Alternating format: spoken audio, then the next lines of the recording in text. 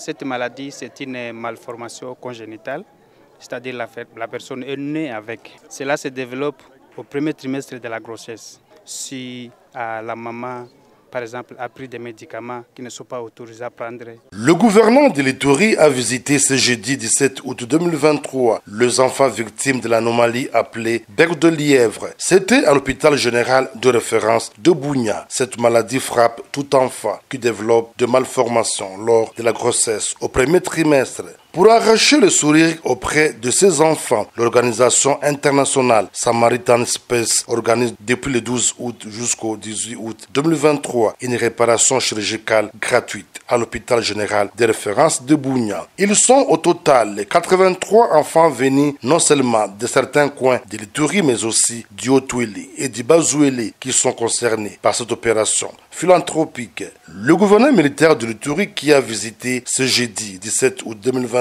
ces enfants les a apporté son réconfort moral et encouragé le travail abattu par cet organisme en faveur de la population. Toute cette équipe qui vient de loin et qui vient pour nos enfants.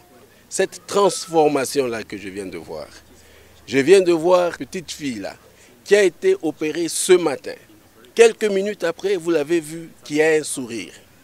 Donc, Samaritans permet à ce que tous ces malades aient un sourire. Vous ne pouvez pas vous imaginer ce que cela peut changer sur le plan psychologique. Occasion pour le lieutenant général Luboyanka Johnny d'inviter certains partenaires internationaux à venir investir ici en Ituri, une province de plein pied dans sa phase de stabilisation. Et tous ces étrangers qui viennent ici, et des fois ceux qui parlent mal, ce sont les enfants d'ici. Alors que les étrangers se déportent facilement, ils viennent ici, ils viennent nous voir.